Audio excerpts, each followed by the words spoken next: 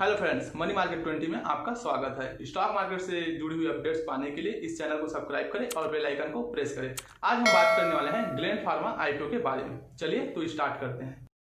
शुरुआत में बेसिक चीजों को समझते हैं, उसके बाद कंपनी के बिजनेस और वैल्यूएशन की बात करते हैं। ग्लैंड फार्मा का ये आईपीओ 9 नवंबर से 11 नवंबर तक खुला रहेगा। इस इशू की टोटल साइज है 6,479 करोड़। ये पूरा इशू आईपीओ कम और ओएफएस ज्यादा है, यानी ऑफर फॉर सेल ज्यादा है। इस पूरे इशू में 6,479 करोड़ में से 1250 करोड़ का आईपीओ है, वही 5,229 करोड़ का ऑफर फॉर सेल है। आईपीओ में कंपनी जो भी पैसा रेज करती है वो सीधा कंपनी के पास जाता है और इन 1250 करोड़ रुपए का उपयोग ग्लैंड फार्मा नई फैक्ट्रीज खड़ी करने के लिए यूज करने वाली है। ग्लैंड फार्मा अपनी API that is active pharmaceutical ingredient की एक फैक्ट्री विशाखापट्टनम में शुरू करने वाली है।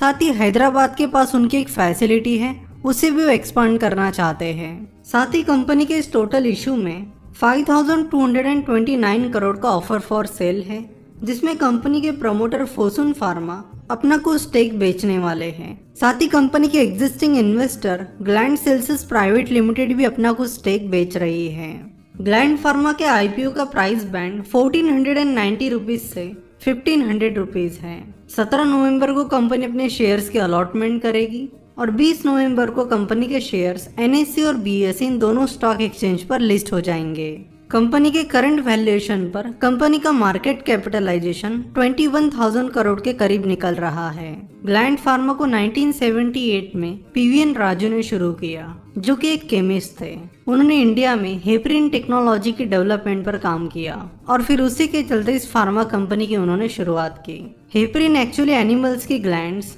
जैसे कि लंग्स और इंटेस्टाइन से निकाला जाता है और इसीलिए कंपनी का नाम ग्लैंड फार्मा है। कुछ सालों बाद कंपनी का बिजनेस सही नहीं चलने लगा, जिसके बाद कंपनी के मैनेजमेंट ने कंपनी का बिजनेस मॉडल चेंज करके कॉन्ट्रैक्ट मैन्युफैक्चरिंग शुरू की।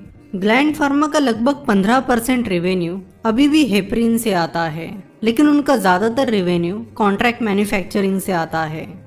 अब बात करते हैं कंपनी के कॉम्पिटिटिव एडवांटेजेस की। कोविड-19 की ट्रीटमेंट के लिए जब कई सारी कंट्रीज रेमडेसिवियर का इस्तेमाल करने लगी, तब ग्लैंड फार्मा ने अपनी मैन्युफैक्चरिंग फैसिलिटी तुरंत कुछ यूएस के फार्मास्यूटिकल कंपनीज को ऑफर की और इस कॉन्ट्रैक्ट मैन्युफैक्चरिंग का उन्हें काफी फायदा मिल रहा है। ग्लैंड फार्मा एक अपॉर्चुनिस्ट कंपनी है। जब भी उन्हें कोई अपॉर्चुनिटी मिलती है वो हमेशा उस अपॉर्चुनिटी को ग्रैब करने के लिए आगे रहते हैं। इंडिया और चाइना में लो कॉस्ट और high quality man power easily available है, जिसकी वजह से कई सारी अमेरिकन और यूरोपियन कंपनीज इंडिया में कॉन्ट्रैक्ट मैन्युफैक्चरिंग करने के लिए हमेशा इंटरेस्टेड रहती हैं और इस चीज का ग्लैंड फार्मा को अच्छा खासा फायदा मिलता है। ग्लैंड फार्मा अपने क्लाइंट्स को यही कहते हैं कि आप मार्केटिंग स्ट्रेटेजी और डिस्ट्रीब्यूशन पर फोकस कीजिए। मैन्युफैक्चरिंग, रेगुलेटरी कंप्लायंसेस, इन सब की जिम्मेदारी हम लेते हैं। वो ऐसा इसलिए कह सकते हैं क्योंकि क्वालिटी के मामले में ग्लैंड फार्मा हमेशा आगे रही है। जहाँ तक रेगुलेटरी कंप्लायंसेस और क्वालिटी की बात है, ग्लैंड फार्मा की परफॉर्मेंस हमेशा अच्छी रही है।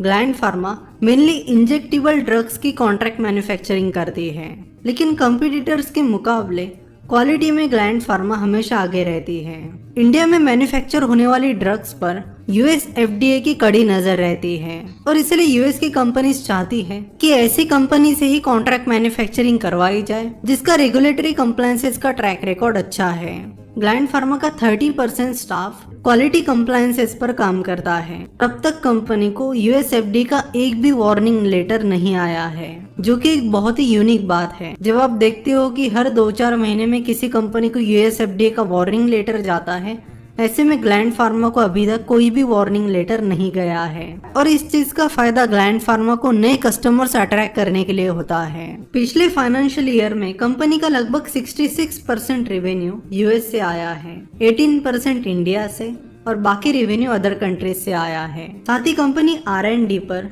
That is research and development पर भी काफी फोकस करती है। इंडियन फार्मास्यूटिकल मार्केट की बात की जाए तो इंडिया में R&D पर ज्यादा फोकस नहीं किया जाता। ग्लैंड फार्मा के मैनेजमेंट को पता है कि फार्मा बिजनेस में R&D बहुत इम्पोर्टेंट है और इसलिए कंपनी हर साल अच्छे खासी अमाउंट R&D में इन्वेस्ट करती है और अच्छे आउटपुट की कोशिश करती है। पिछले फाइनेंशियल ईयर में कंपनी ने 91 करोड़ रुपए रिसर्च एंड डेवलपमेंट में इन्वेस्ट किए हैं। अब बात करते हैं कंपनी के अगले कॉम्पिटिटिव एडवांटेज के बारे में। कंपनी का मेजॉरिटी स्टेक यानी 50% से ज्यादा स्टेक फोसन सिंगापुर के पास है, जो कि फोसन इंटरनेशनल ग्रुप की ही कंपनी है। फोसन इंटरनेशनल एक बहुत बड़ी चाइनीज कंपनी है और जिसका एक बहुत बड़ा फार्मास्यूटिकल बिजनेस भी है। फोसन का बहुत ही स्ट्रॉन्ग R&D डिवीजन है, तो फोसन की वजह से ग्लैंड फार्मा को इंटरनेशनल मार्केट का एक्सेस मिल जाता है। साथ ही R&D, डिस्ट्रीब्यूशन और बाकी चीजों में भी हेल्प मिल जाती है। अब बात करते हैं कंपनी के वीक पॉइंट्स के बारे में। जैसे कि हमने बात की कि फोसन सिंगापुर के पास कंपनी का मेजॉरिटी स्टेक है और Fosun Singapore Fosun international group की कंपनी है, जो कि एक चाइनीज कंपनी है। और क्योंकि फोसन सिंगापुर का ग्लैंड फार्मा में मेजॉरिटी स्टेक है, तो हम इनडायरेक्टली ये भी कह सकते हैं कि ग्लैंड फार्मा इनडायरेक्टली एक चाइनीज कंपनी है। और फिलहाल इंडिया और चाइना के बीच ट्रेड रिलेशन सही से नहीं चल रहे हैं। रिसेंटली कई सारे चाइनीज कंपनीज के प्रोडक्ट्स पर इंडिया ने बैन भी लगाया है। ऐसे में अगर इंडिया चाइना के बीच रिलेशंस और खराब हो जाते हैं और फिर इंडियन गवर्नमेंट चाइनीज प्रमोटर्स को अपना स्टेक कम करने के लिए या फिर कुछ और चीज करने के लिए बोलती है, तो उसका कुछ हद तक इम्पैक्ट ग्लैंड फार्मा पर हो सकता है। अब बात करते हैं कंपनी के फाइनेंशियल्स के बारे में। कंपनी का रेवेन्यू फाइनेंशियल ईयर 2017 में 1525 करोड़ था, जो कि साल 2020 तक तेजी से बढ़कर 2772 करोड़ हुआ।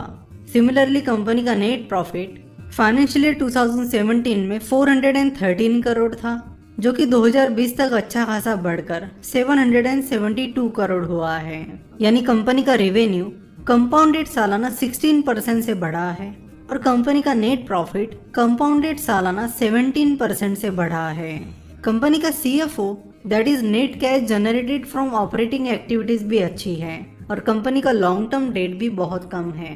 कंपनी का long term debt financial year 2017 में 5.9 करोड़ था, जो कि 2020 तक कम होकर 4 करोड़ तक आया है। कंपनी के साइज के हिसाब से कंपनी का ये लॉन्ग टर्म डेट बहुत ही नेग्लिजिबल है।